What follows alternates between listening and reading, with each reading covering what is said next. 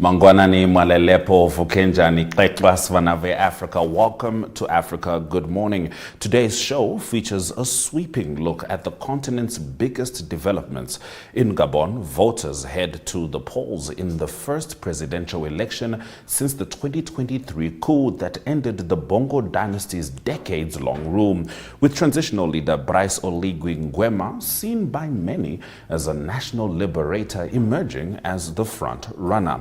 Meanwhile, diplomatic tensions are rising in the Sahel as Algeria and Mali cut off airspace access to each other following the downing of a drone near their border. The UN is calling for a major rethinking of peacekeeping strategies as modern conflict zones become more unstable and technologically complex. In Botswana, De Beers has firmly denied allegations of political funding in the wake of UDC's historic victory, while in South Africa, new U.S. tariffs threaten tens of thousands of citrus industry jobs. Plus, we check in with Rorisang Mogoje for the Botswana report. Watch the show on DStv 285, GOtv 25, oneup2.com, and Network Media Hub on YouTube. Top stories shortly. Welcome to Namibia, where adventure meets tranquility. With Enjoy, you have access to a wide range of accommodations to suit every traveler's taste and budget. Experience the finest dining and hospitality Namibia has to offer. Booking your dream accommodation is just a few clicks away with Enjoy. Join thousands of happy travelers who have trusted Enjoy for their Namibian getaway. Your gateway to unforgettable Namibian adventures.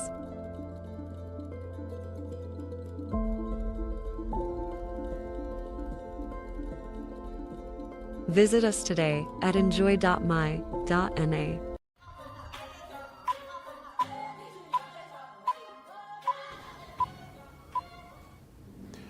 Gabon is set to hold its first presidential election since the 2023 coup that ousted the Bongo dynasty's 56-year rule, with polling opening at 0700 GMT on Saturday in a vote that the military hopes will solidify its grip on power.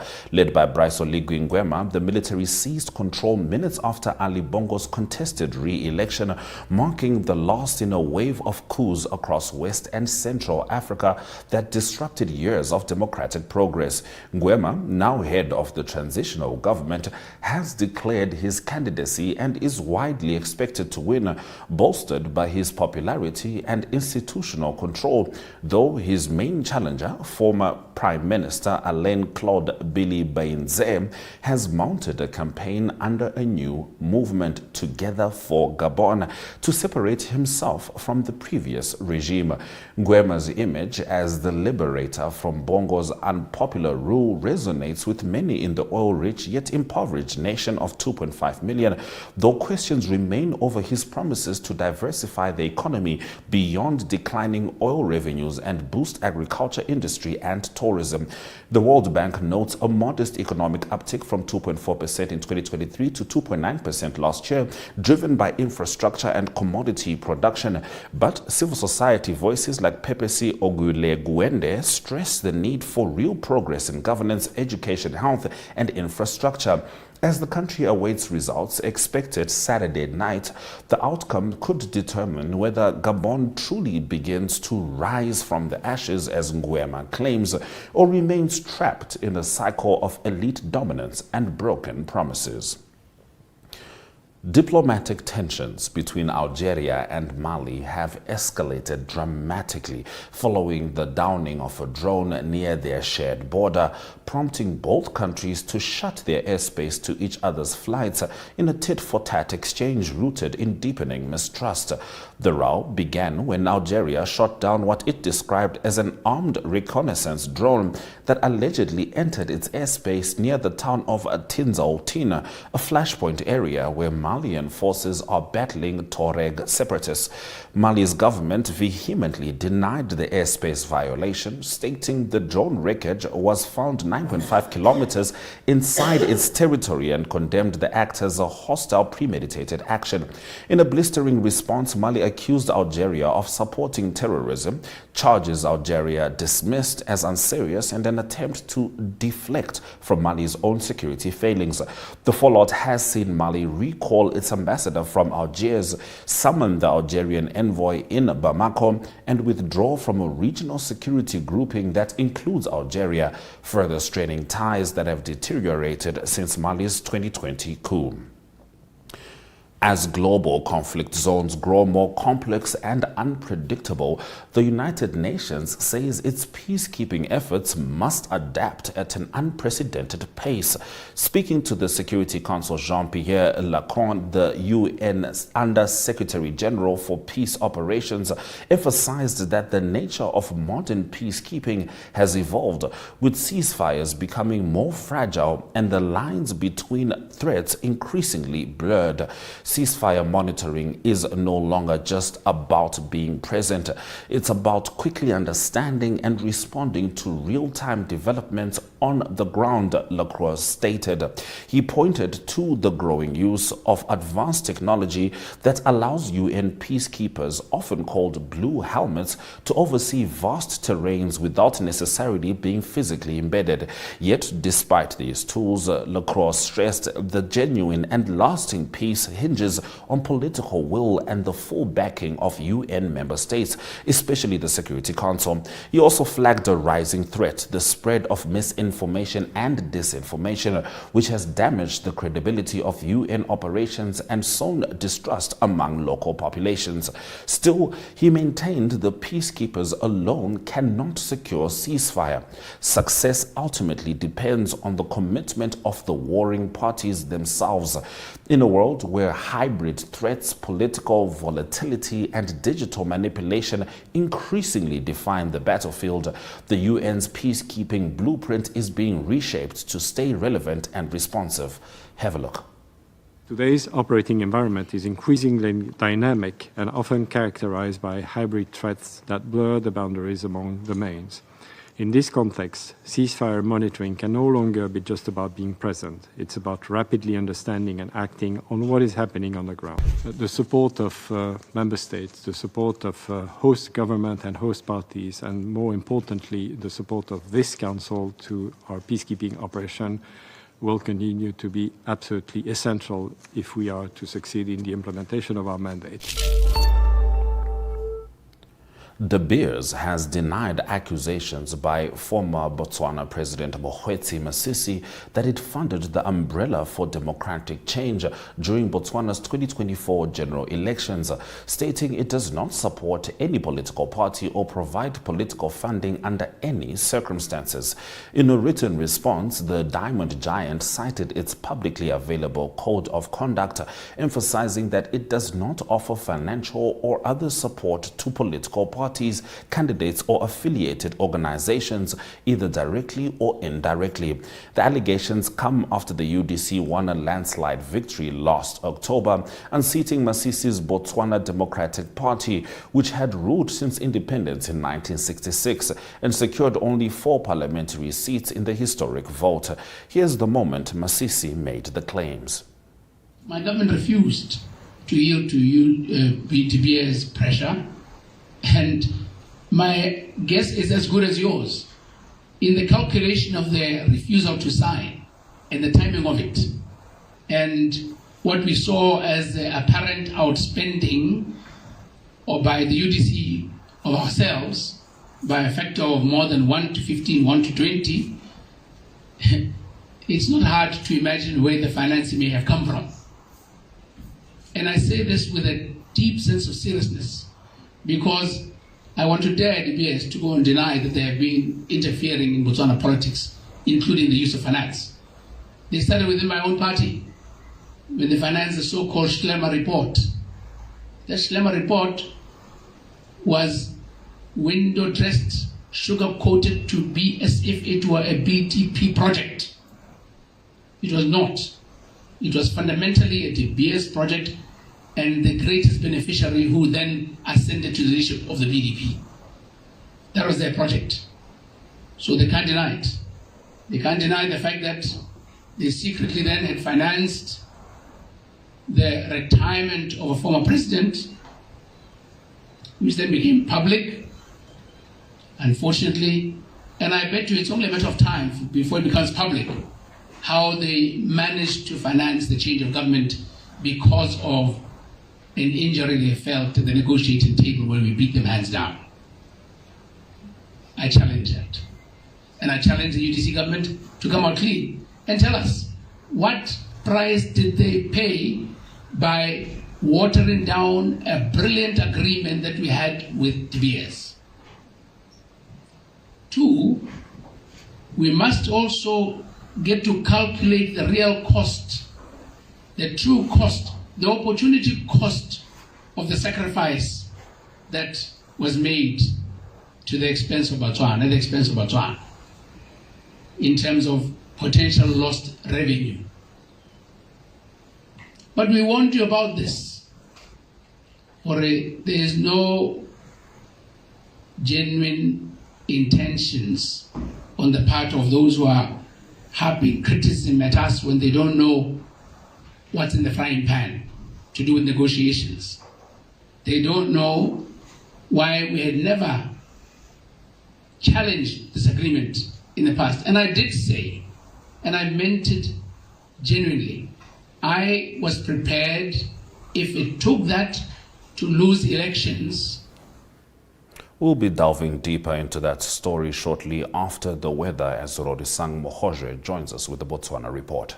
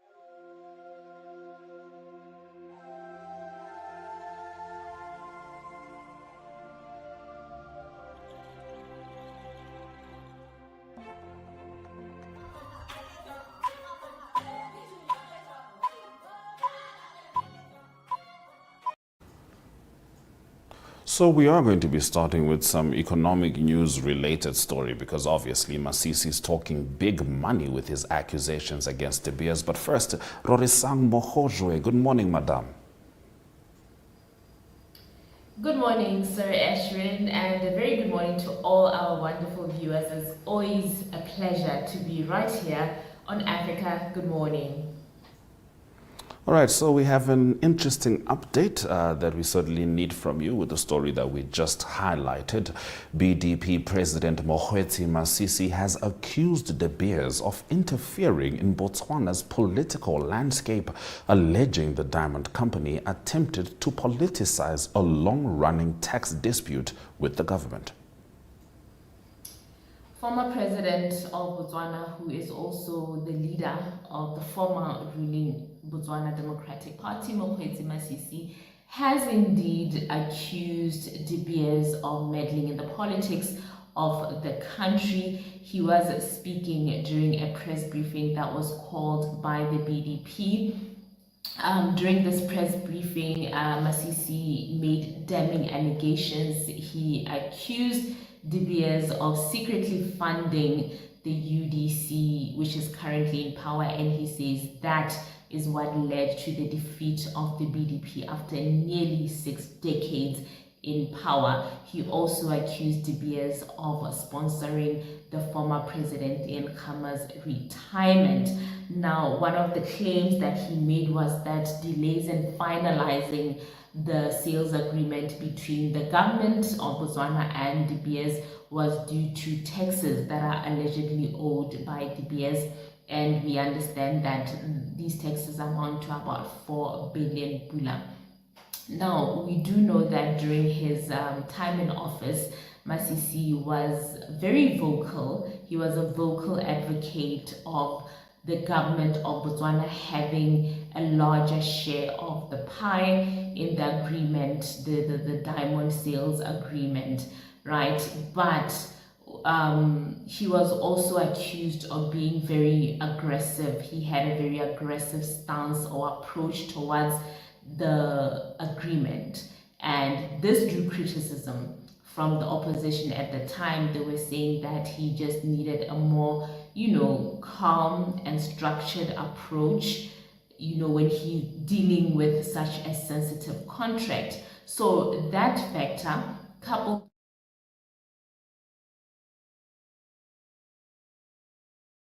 that he did not present any evidence to back up his accusations. Now, these two factors, they cast doubt on what Masisi was saying. We don't know whether it is true or not because he failed to present that evidence in the very platform that he was accusing DBS of. And he did challenge DBS to come out and deny it, which they did. They did put out a statement to say that those accusations are false and baseless because they, as a company, do not sponsor any form of politics whatsoever. Meanwhile, the Umbrella for Democratic Change has not yet commented on this matter. Another thing is that we expect the BDP, there's a conference, an elective congress, the BDP is going to an elective congress in May. Now, during this congress, Masisi is expected to step down and a new executive committee, new leadership will be coming into power, and many are promising to rebuild the party. So that is currently where the BDP is right now.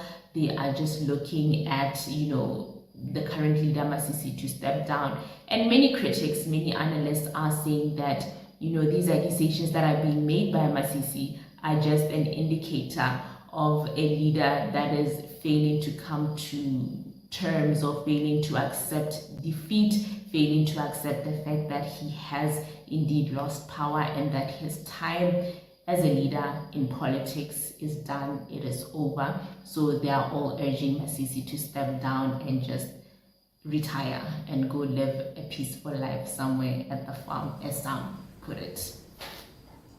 We'll certainly be keeping an eye on that one, Rorisang. Now, after years of delays, the government will finally begin construction of the long-proposed state theatre with 12 million pula allocated in the 2025-2026 development budget. Tell us about this. A bit of good news there for the creative and entertainment sector in the country. The Minister of Sports and Arts, Jacob Gilibeng, has announced that after many years of delay, government is finally set to begin the construction of the State Theatre. Now, the State Theatre is envisioned as a national facility for cultural expression. It is intended to serve as a hub for cultural and creative arts, where there will be space for performances as well as exhibitions and workshops that will be promoting the development of the creative arts sector in Botswana. Now, the minister was presenting his budget proposals in Parliament and did say that the construction of the State Theatre will gobble up about 12 million pula of the budget. This project has been on government's plans for many years, but it kept being deferred. Even with the previous administration, they did mention that it is in the plans. However, it kept being deferred. And this has really sparked a lot of frustration as well as criticism from the creative industry players. They did accuse government of failing to commit to the creative sector despite all the promises that have been made. Now, this theatre is among the infrastructure projects that the minister says will account for over 65% of the ministry's 102.9 million pula development budget. That 65% is going to go towards infrastructure buildings or infrastructure of the State Theatre. So it is good news because now it means that the creative and the art sector will have a space that they can call their own, for cultural expressions. They'll be able to hold workshops, they'll be able to hold exhibitions, and they'll be able to hold performances, as we know that Botswana is quite strong in terms of theatrical performances that have to do with culture. The minister also, talked about plans to establish cultural villages or cultural centers within specific villages. And this is aimed at really increasing access to exhibition spaces as well as working areas across the country. And, the creative sector has really applauded this move, and they have welcomed this move as a welcome development for a sector that has been struggling to get some sort of, assistance and support from the government as well as the private sector. But now they're saying this will be a very welcome move. Exciting news indeed. Thank you very much, Rorisang, for bringing us the news stories from Botswana. Always a pleasure to be right here on Africa Good Morning. Do have yourself a wonderful day. Until next time, good morning.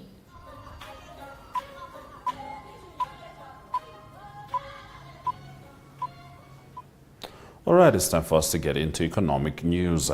U.S. President Donald Trump's recent imposition of a 31% tariff on imports from South Africa, part of a broader 10% baseline tariff on all imports, has sparked concern among South African citrus farmers who warn the move could threaten up to 35,000 jobs. The Citrus Growers Association of Southern Africa said the additional $4.50 cost per citrus carton would severely undermine their competitiveness in the U.S. market, which accounts for over $100 million in annual citrus exports, or roughly 5 to 6% of total shipments. With packing for the U.S. market already underway, growers are urging the South African government to urgently negotiate tariff exemptions or reductions to prevent devastating economic consequences. Let's have a look at the economic indicators.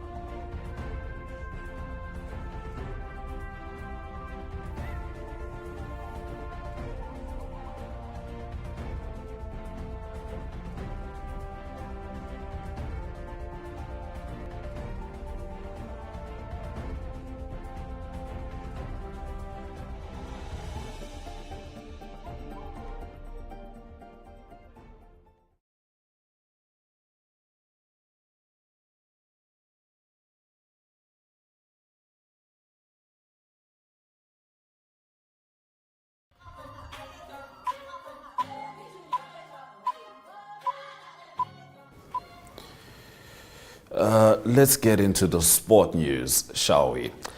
Declan Rice was the undisputed star of the night as Arsenal dismantled Real Madrid 3-0 at the Emirates in the first leg of their Champions League quarter-final on April 8 last night, scoring 2 brilliant goals and bossing the midfield with authority, composure and relentless energy as the Gunners stunned the Spanish giants with a performance full of pace, precision and power. Rice opened the scoring with a thunderous strike from outside the box, added a second with a perfectly timed run and finish, and set the tone for a night that saw Arsenal not only take a massive step towards the semi-finals, but also confirm the English Premier League's 5th spot in the 2025-2026 Champions League, with Mikel Merino adding a 3rd and the entire team feeding off Rice's commanding presence. So, That has been Arsenal news, which of course makes me happy. And as far as I'm concerned, that's a good way to end the show. Thank you very much for joining us for Africa Good Morning, as we brought you the Botswana report amongst other stories. DStv 285, GOtv 25, oneup2.com, and Network Media Hub is precisely where you can find us. From me, Ashwin Berry, and the Africa Good Morning team, I think I'm going to have a good day. Cheers.